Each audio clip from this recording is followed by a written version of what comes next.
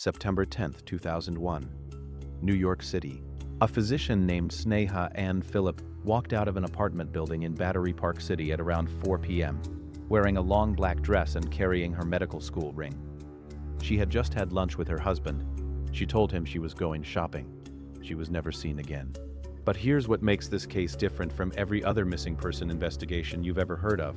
Less than 18 hours after Sneha Anne Philip disappeared, 2 planes struck the Twin Towers just blocks from where she was last seen. The greatest tragedy in modern American history crashed directly into the timeline of one woman's vanishing. And in that collision of catastrophes, the truth about what happened to Sneha became almost impossible to untangle. Was she a victim of the September 11th attacks, dying as she tried to save others? Or did something far more intimate and disturbing happen to her the night before, in the ordinary darkness of September 10th? Her family believes she ran toward the towers to help. They've fought for years to have her name added to the memorial. But investigators found evidence in her life that pointed in a very different direction. Evidence of secrets, of a marriage falling apart, of a woman living a double life that almost no one knew about. 2 decades later, we still don't know the answer. And the more you learn about Sneha Anne Philip, the more impossible it becomes to know what to believe. Sneha Anne Philip was born on October 7, 1969, in a small town in Kerala, India. She came from a family of high achievers.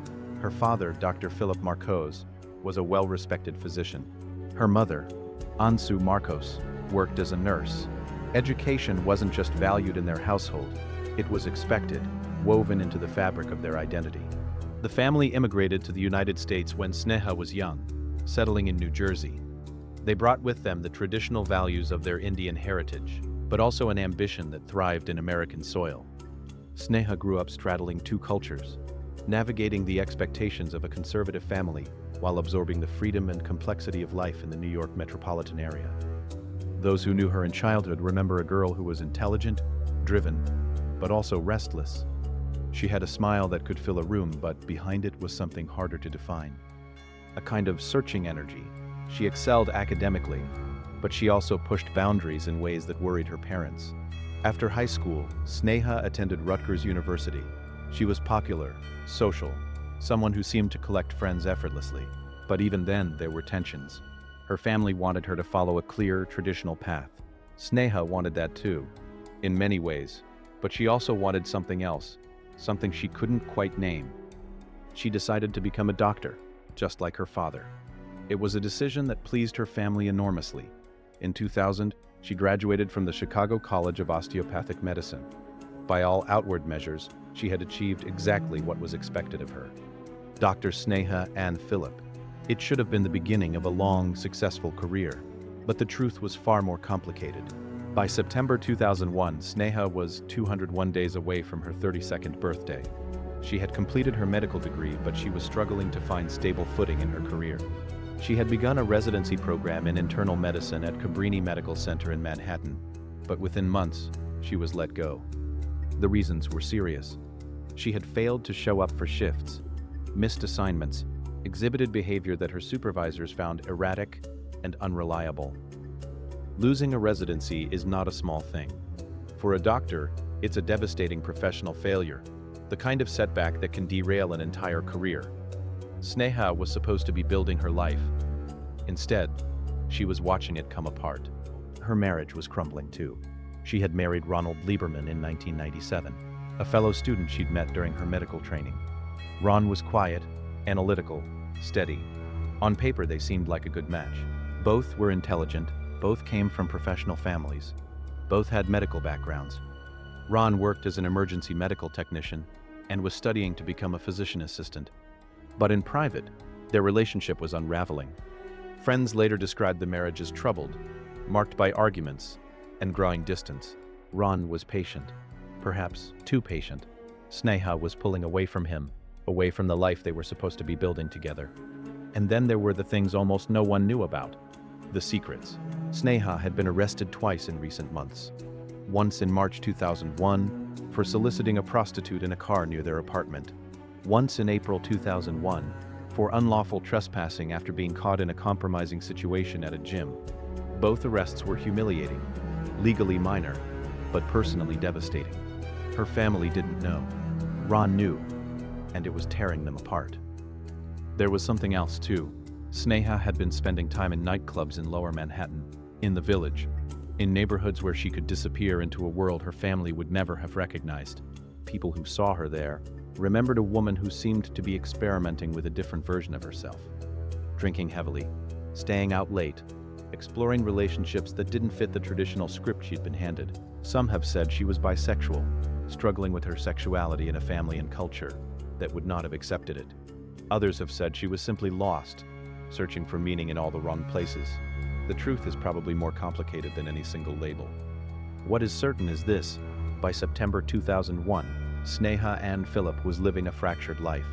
Outwardly, she was still trying to maintain the image of a successful doctor, a good wife, a dutiful daughter, but inwardly, she was drowning.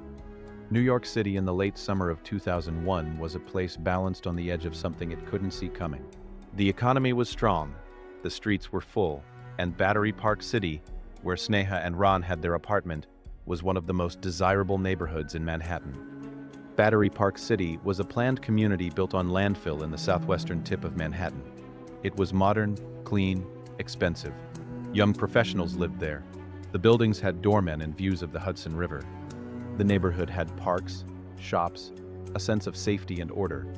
It was the kind of place where people moved to feel like they'd made it. Just a few blocks away stood the Twin Towers. The towers dominated the skyline, visible from almost everywhere in Lower Manhattan. They were iconic, permanent, as much a part of the landscape as the rivers themselves. No one in September 2001 could imagine a New York City without them. Sneha and Ron lived at 2 Washington Street, a high-rise apartment building with a lobby, security, and all the amenities of upscale Manhattan living. Their apartment was on the 21st floor. From their windows, they could see the towers. The neighborhood was quiet on weeknights, busy on weekends. People jogged along the esplanade. Families pushed strollers through the parks. It felt safe. It felt normal. But underneath that surface, like everywhere else in New York, there were tensions. The city was expensive and getting more expensive. The pressure to succeed was enormous. People worked long hours, drank too much, lived too fast. Marriages fell apart, careers collapsed. People reinvented themselves or destroyed themselves, sometimes both at once. For someone like Sneha, someone already struggling, already lost, it was the kind of environment that could swallow you whole. And then there was the drinking culture.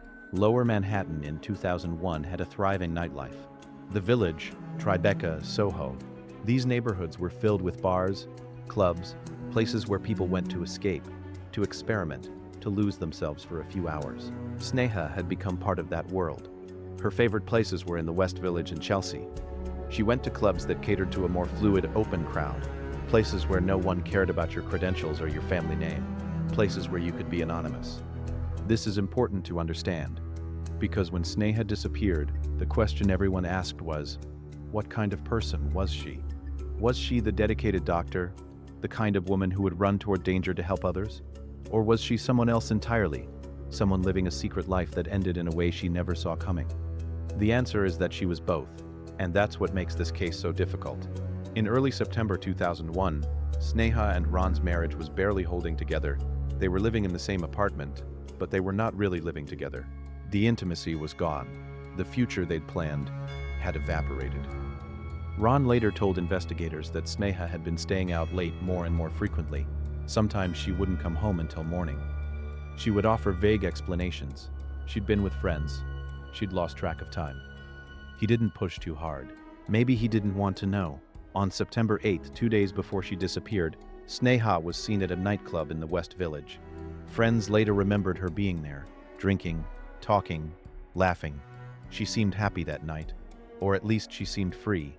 One friend later said Sneha seemed like she was figuring things out, though what that meant, no one could say for sure.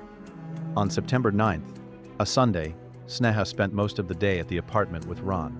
It was tense but not hostile. They had lunch together. They talked about ordinary things, groceries, errands, plans for the week. On the surface, it looked like any other weekend afternoon for a married couple in New York. But underneath, both of them knew something had to give.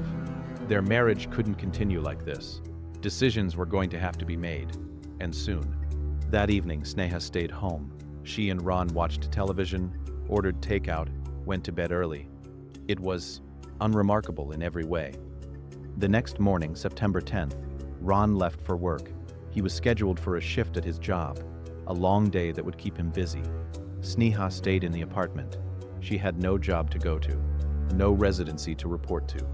Her days had become formless, unmarked by the structure of professional obligation. What she did that morning, no one knows for certain. But at some point, she and Ron spoke on the phone. They agreed to meet for lunch. September 10th, 2001 was a Monday. The weather in New York City was warm, clear, unremarkable. It felt like the end of summer. People were settling back into routines after Labor Day weekend. The city was busy, alive with the energy of a new week beginning. Sneha and Ron met for lunch at a small restaurant near their apartment in Battery Park City. The exact location has been reported differently by different sources, but what matters is that they were together, in public, around midday. They ate, they talked. What they talked about, Ron has never fully disclosed. Some reports suggest they discussed their marriage, their future, the growing impossibility of continuing as they were. Other reports suggest it was just ordinary conversation, the kind of surface-level exchange that long-married couples fall into when they're avoiding the real issues. What we know for certain is this. At approximately 4 p.m., Sneha left the apartment building at 2 Washington Street. She was wearing a long black dress. She was carrying her medical school ring, though she wasn't wearing it.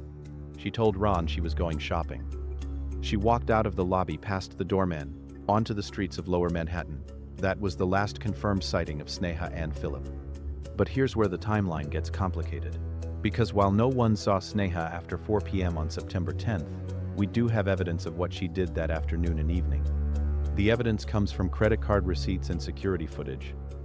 Between 4 p.m. and approximately 7 p.m., Sneha visited a Century 21 department store in Lower Manhattan.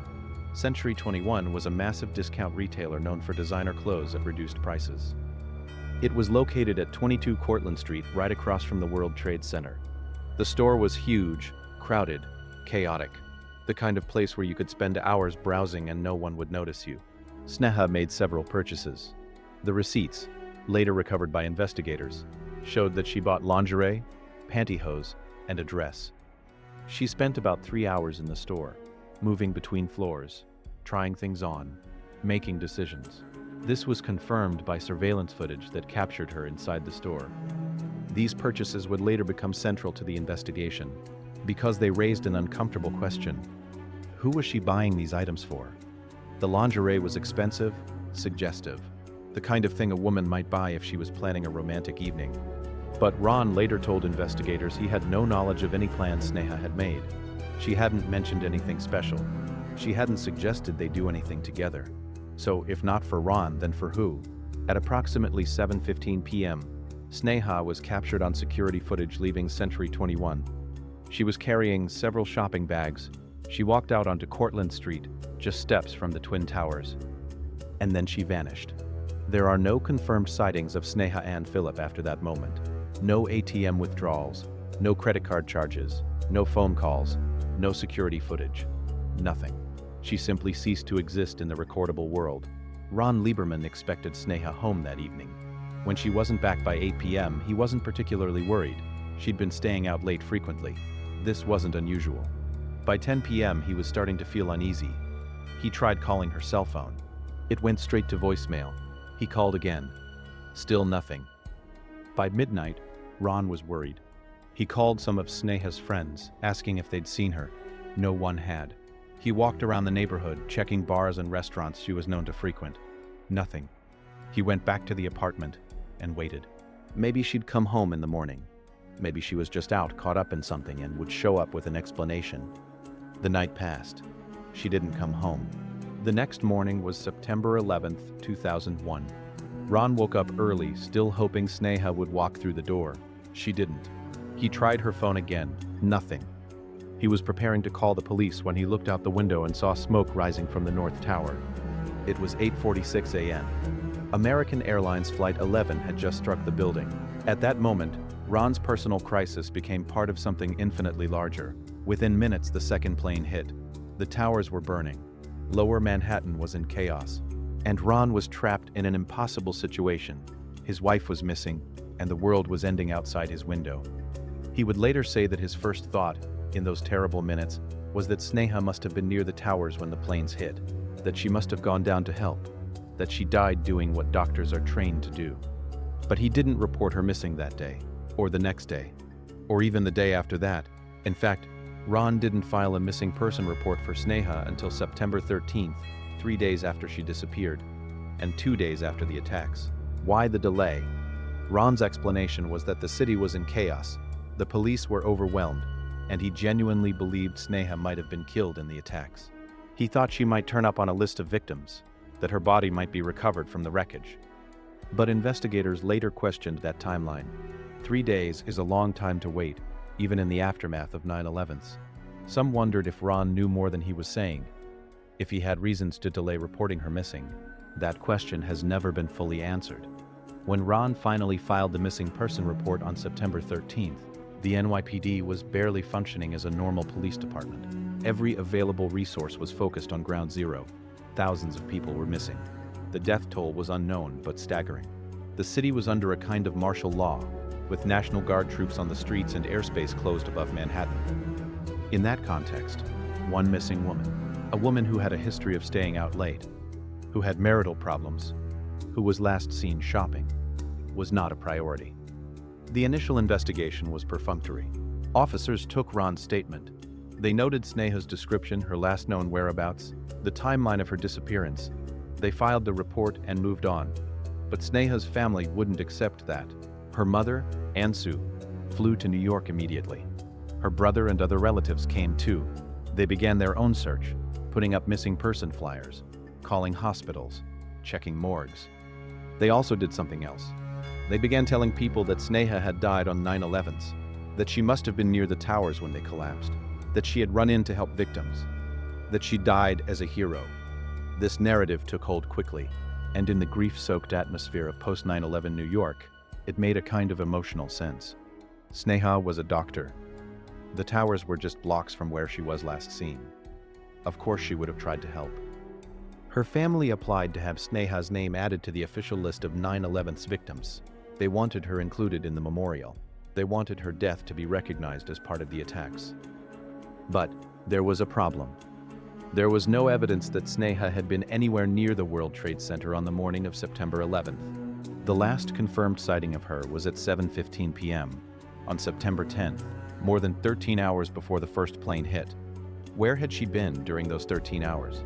What had she been doing? If she'd gone home, Ron would have seen her. If she'd stayed in a hotel, there would be a record. If she'd been with friends, someone would have come forward. None of those things happened. And so investigators began to consider other possibilities, darker possibilities. As the investigation deepened, detectives began to uncover details about Sneha's life that her family either didn't know or didn't want to acknowledge. The arrests came to light first. The solicitation charge, the trespassing incident. These weren't just embarrassing personal details. They suggested a pattern of behavior, a secret life that Sneha had been living in the shadows. Then there were the nightclubs. Detectives interviewed people who'd seen Sneha in the weeks and months before she disappeared. They described a woman who drank heavily, who stayed out until dawn, who seemed to be searching for something she couldn't find at home. Several witnesses told police that Sneha had been involved in relationships outside her marriage. Some suggested she'd been seeing women. Others mentioned men.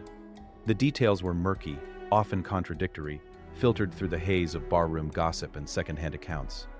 What emerged was a picture of a woman living a double life. By day, or in the presence of her family, she was Dr. Sneha Anne Philip, the accomplished physician, the dutiful daughter. By night, in the clubs and bars of Lower Manhattan, she was someone else entirely. Investigators also looked closely at the purchases she'd made at Century 21. The lingerie, the dress, the pantyhose. Ron confirmed that these items never made it back to the apartment. So where were they? One theory was that Sneha had been planning to meet someone that night, that she'd bought the lingerie for a romantic encounter, that she'd gone to a hotel or someone's apartment and something had gone wrong. But who was she supposed to meet? Detectives never found anyone who admitted to having plans with Sneha that night. No hotel records surfaced. No witnesses came forward. Another piece of evidence emerged from the apartment itself. When detectives searched the unit at 2 Washington Street, they found Sneha's medical school ring, the one she'd been carrying when she left. It was sitting on a table, as if she'd set it down and walked away. But more disturbing was what they didn't find. Her purse was gone. Her cell phone was gone. Her credit cards were gone. And the shopping bags from Century 21, the ones clearly visible in the security footage from 7:15 p.m., were never recovered. If Sneha had been killed in the 9/11's attacks, wouldn't those items have been found? Wouldn't there be some trace of her at ground zero? Rescue workers and investigators combed through millions of tons of debris. They found fragments of clothing, personal effects, pieces of bodies, but nothing that could be definitively linked to Sneha Anne Philip. In the months after 9/11's, Sneha's case became a kind of Rorschach test for how people processed grief and truth in the aftermath of the attacks. Her family remained adamant. Sneha died on 9/11's. They appeared on television, gave interviews, spoke at memorials. They described her as a hero, a doctor who had sacrificed her life trying to save others. They fought tirelessly to have her name added to the official victims list. For many people, this narrative was deeply appealing. In a tragedy defined by senseless death, the idea that someone had died trying to help others felt meaningful, redemptive. Sneha became, in some tellings, a symbol of the best of humanity in the worst of times. But as more details about her life emerged, the arrests, the troubled marriage, the secret life, the media narrative began to shift. Some outlets started asking uncomfortable questions. Had Sneha really been at the towers? Or was her family using 9/11's to cover up something darker? This created a painful divide. Sneha's family felt they were being victimized twice, once by her disappearance, and again by people who refused to believe their version of events. They argued that Sneha's personal struggles were irrelevant, that she was a doctor, that she would have responded to a crisis, that her character and training made it obvious what had happened, but investigators couldn't ignore the evidence, or the lack of it. The case drew national attention, particularly after Sneha's mother, Ansu, became a vocal advocate. She appeared on news programs, held press conferences, and refused to let her daughter's case fade into obscurity. Her grief was raw, public, impossible to ignore. At the same time, Ron maintained a much lower profile. He gave statements to police, cooperated with the investigation, but largely stayed out of the media circus. Some interpreted his silence as evidence of guilt. Others saw it as the behavior of a grieving husband trying to process an impossible situation. The public was divided. Online forums and true crime communities debated the case endlessly. Some were convinced Sneha had died on 9/11's. Others believed she'd been murdered on September 10th, possibly by Ron, possibly by someone else. Still others thought she might have disappeared voluntarily, starting a new life somewhere far from the wreckage of her old one. This is the theory Sneha's family has championed from the beginning. The logic is straightforward. Sneha was a physician trained to respond to emergencies. She was last seen just blocks from the World Trade Center at 7:15 p.m. on September 10th.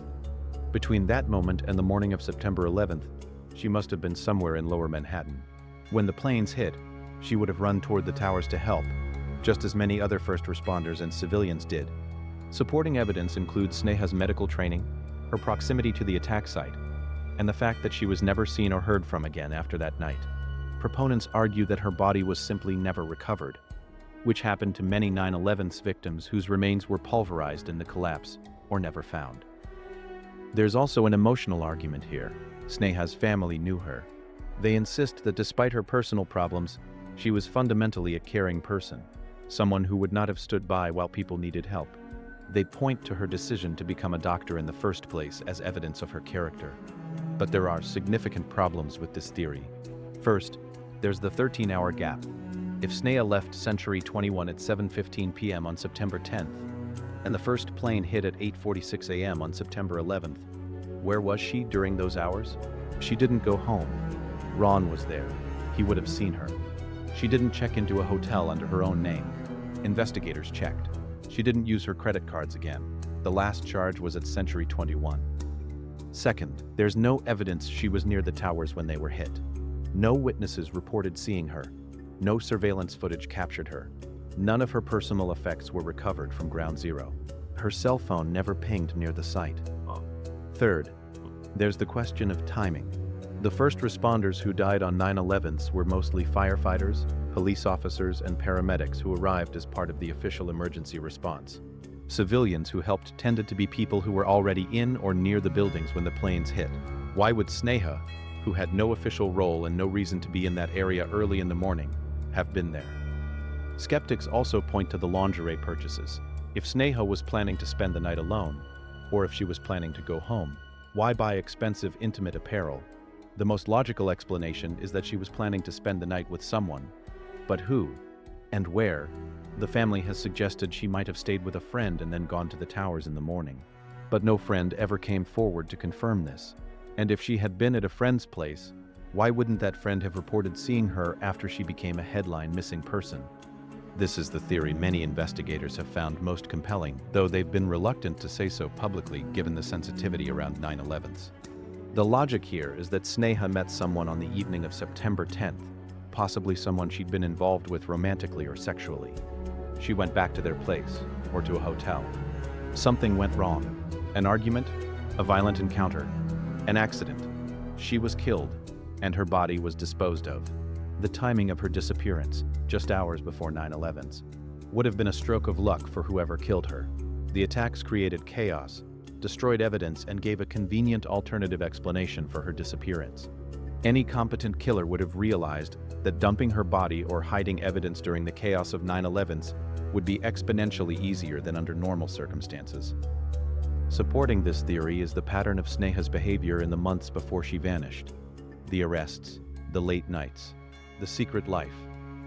These suggest she was putting herself in risky situations, meeting people her family and husband didn't know about. She could have encountered someone dangerous. There's also the question of the shopping bags. She left Century 21 carrying them. They were never found. If she'd died at the towers, those bags would likely have been recovered. But if she'd gone to someone's apartment or a hotel, they would have been easy to dispose of. Ron has never been officially named as a suspect, but some have questioned whether he might have been involved. The timeline is tight. He says he was at work and his alibi has been verified. But skeptics note that he waited 3 days to report her missing. Why? Was he genuinely convinced she'd died at the towers? Or was he buying time to cover something up? The counter-argument is that there's no physical evidence of foul play, no body, no crime scene, no witnesses to a struggle or confrontation. And Ron has cooperated fully with investigators, submitted to interviews, never lawyered up or acted in ways that suggested guilt. Other suspects have been theorized but never confirmed. Someone from the nightclub scene, someone Sneha met online or through a personal ad, someone whose identity remains unknown because they successfully hid their connection to her. This is the least popular theory, but it can't be entirely dismissed. The logic is that Sneha was deeply unhappy. Her career was in ruins. Her marriage was failing. She'd been arrested twice. She was living a double life that was exhausting to maintain. Maybe she saw an opportunity to escape. Maybe she bought a one-way ticket somewhere, withdrew cash, and started over under a new identity. The chaos of 9/11s would have provided perfect cover. In the weeks after the attacks, record-keeping was disrupted. Borders were in flux, and millions of people were displaced. Disappearing during that window would have been easier than at almost any other time in modern history. But this theory has major problems. First, there's no evidence Sneha made any preparations for disappearing. She didn't withdraw large amounts of cash. She didn't close bank accounts. She didn't say goodbye to anyone, even obliquely. The purchases at Century 21 don't suggest someone planning to flee. They suggest someone planning an evening. Second, Sneha was close to her family, particularly her mother. Despite her struggles, she maintained those relationships. Disappearing voluntarily would have meant abandoning them completely, and there's no evidence she was capable of that level of cruelty. Third, no one has ever reported seeing Sneha after September 10th. In 20-plus years, not a single credible sighting has emerged. No one has come forward claiming to know where she is. No financial activity has been detected. For someone to disappear this completely, this permanently, requires either extraordinary discipline or death.